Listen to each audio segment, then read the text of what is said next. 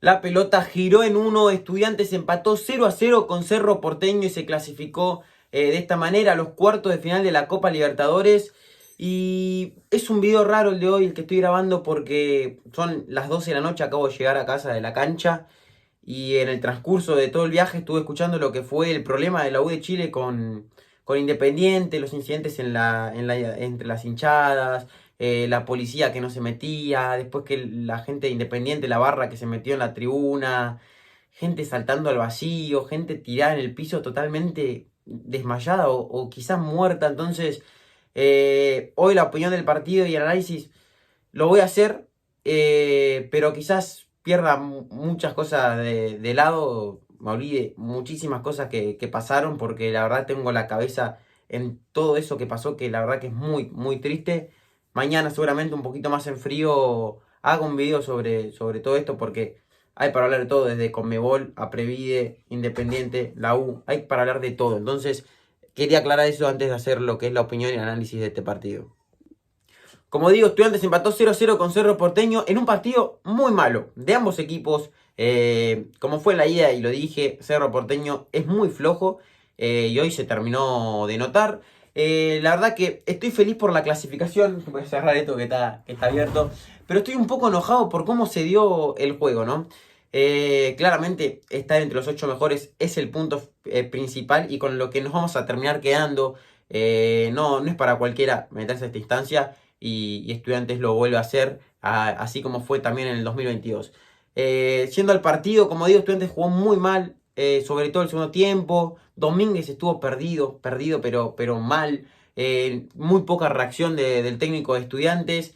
Y la verdad que se notó. Pero bueno, vamos a ir al análisis minuto a minuto. Estudiantes formó con prácticamente un copy-paste de lo que era la ida, se pensaba, pero hubo un pequeño cambio que fue la salida de C3 para que ingrese Mikel Amondaraín, haga ese cambio de posición con Castro y también la entrada de Gómez por la lesión de Eric Mesa, en un cambio que a Estudiantes de lo futbolístico lo beneficia, pero lo ideal era que sea una decisión técnica y no física del jugador de Estudiantes.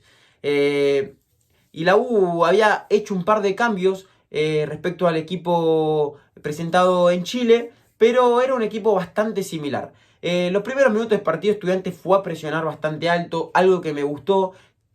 Los paraguayos se confundieron muchísimo en salida, la verdad que tenían muchos problemas saliendo de abajo. Y Estudiantes, si los presionaba un poquito, ellos la perdían porque la verdad que no sabían salir de abajo. No sabían, como digo, se complicaban mucho. Y Estudiantes los primeros minutos quizás fueron de lo mejor en el partido.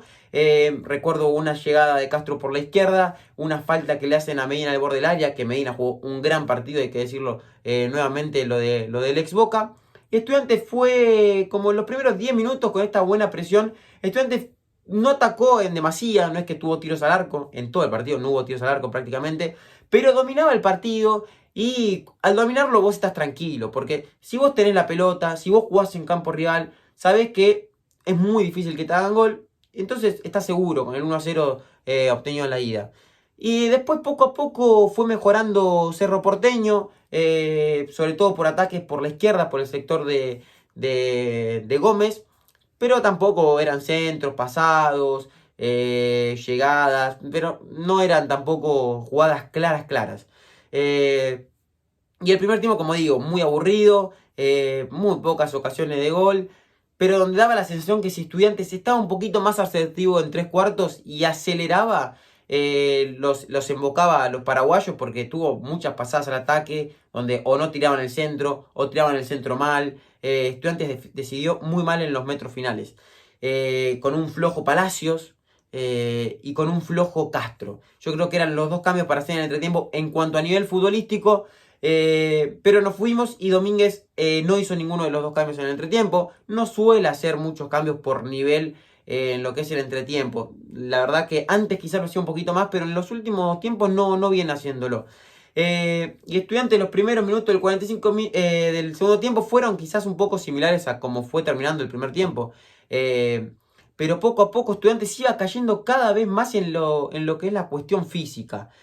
Cada vez se lo notaba más cansado Castro. a Palacios, a Medina, y pasaban los minutos y Domínguez no hacía cambio. Yo miraba, constantemente miraba, a ver si estaban viendo quién, alguno identificando para meterse, si Domínguez miraba el banco, si hablaba con alguien para hacer cambios, pero no. Y pasaban los minutos y Estudiantes iba cayendo y a partir del 65, 70, Cerro Porteño nos empezó a ahogar, sobre todo con centros por los costados, pero porque Estudiantes no podía recuperar la pelota y la perdía muy rápido.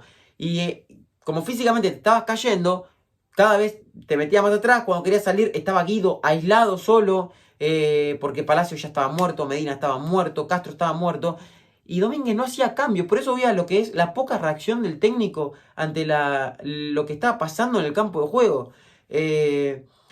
Y recién el primer cambio de Domínguez fue en el minuto 78, después de una gran cantidad de centros al área que tuvo Cerro. Habrá tenido 5 tiros de esquina, y cuando no tuvo creo que ni uno en el primer tiempo. Múltiples centros pasados. Y por más que no eran tiros al arco, estaba sufriendo. Y más cuando sos un hincha y estás ahí en el tablón viendo el partido. Entonces yo no entiendo eso de Domínguez. Como digo, en el minuto 75 es donde decía hacer el primer cambio. Y es uno solo, justamente. Uno se esperaba, no sé, tal vez tarda hace 3 juntos, 2 juntos, no. Uno solo, que fue la entrada de Farías por Palacios. Pero todavía tenías en cancha a Medina y a Castro, que físicamente estaba muerto. Carrillo incluso también estaba muy cansado porque estaba muy solo, cargándose a palo con los centrales. Y la verdad que necesitabas ahí cambios y Domínguez no los hacía. Los minutos de Farías no cambiaron mucho la ecuación. Seguía siendo lo mismo porque no te cambia un solo tipo que quizás esté fresco mucho en ese sentido. Y seguía Cerro siendo el que iba a buscarlo por la necesidad también de necesitar el gol. Pero Estudiantes no tenía ni opción de contraataque. Recién en el minuto 83 decide nuevamente hacer cambio Domínguez. Otra vez uno solo. Y para armar línea de 5 metiendo a Núñez. En otro equipo, en otro quizás partido te lo entendería la línea de 5 porque típico, faltan pocos minutos, meter línea de 5. Pero en Estudiantes nunca funcionó la línea de 5. No viene funcionando bien la línea de 5. Y Domínguez decide hacerlo en un partido que la verdad es de chivo. Y encima yo sentía que para mí la mejor forma de defenderte en este partido era atacarlo a Cerro, porque era muy flojo defensivamente. Si lo presionás se complican. Entonces yo creo que la mejor forma de hacerle justamente contrarrestar sus ataques era atacándolo a ellos. Pero Domínguez lo que hace con este cambio es, indirectamente, está diciendo al equipo que se metan atrás a defender. Quieras o no. Aunque ese no sea tu mensaje, indirectamente se entiende eso. Y Estudiantes claramente se metió atrás a recibir a Cerro y esperarlo. Y ahí tuvo la única chance clara del partido, que fue un pelotazo a Guido, como siempre, que la gana de cabeza muy bien, lo deja mano a mano a Castro, que todo el partido fue malísimo. Iba Castro y cerra el mano a mano más claro del mundo con la zurda, pateó muy mal al medio, le atajó al arquero con mucha facilidad y cerró lo que fue un partido horrible de Castro.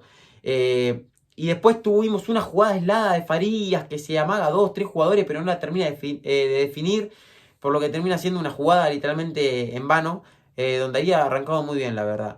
Pero como digo, Estudiantes después no tuvo nunca más alguna ocasión. Cerro seguía intentando y literalmente sufrimos al pedo, como se suele decir. Sufrimos al pedo. Sobre el final entró C3, ya en el minuto 93, sin sentido. C3 tendrá que haber entrado en el entretiempo por Castro o en los minutos 60, 65. La verdad que no me gustó nada el partido de Estudiantes, pero como digo, lo importante es la clasificación. Va a ser una reacción corta porque literalmente tengo la cabeza en lo que pasó de U de Chile Independiente. Es más, tal vez habré dicho U de Chile en vez de Cerro en algún momento porque literalmente me viene a la mente U de Chile en vez de Cerro. Porque encima jugamos contra la U en lo que fue la fase de grupos. Hubo incidentes con los de la U justamente. Más que nada conducta de ellos antideportiva, romper los baños, todo lo que eso significa. Y bueno, puede que se me haya escapado. Vamos para cerrar el 1 por 1. Muslera, bueno, 5 puntos, no tuvo mucho trabajo. Quizás cortar algún córner, salir con los pies, pero nada, no le puedo poner más ni menos porque no participó prácticamente. Román Gómez me gustó de lo defensivo. Se nota que es muy seguro, pero en lo ofensivo le falta. Ha pasado un par de veces y los centros los terminaba mal. Algo parecido a Mesa, pero el fuerte de Mesa se supone que es el ataque, mientras que el fuerte de Román Gómez es lo defensivo y estuvo muy firme en esa faceta, así que le voy a dar 6 puntos Seguimos con Funes Mori. De los dos centrales, a mí personalmente es el que menos me gustó, sobre todo porque Estudiantes no tenía salida con la pelota. Y cuando Estudiantes hizo línea de 5, la única vez que filtró un pase Cerro Porteño fue justamente con la línea de 5, un pase frontal que queda mano a mano cuando él era el stopper. Entonces yo creo que ahí tiene responsabilidad él.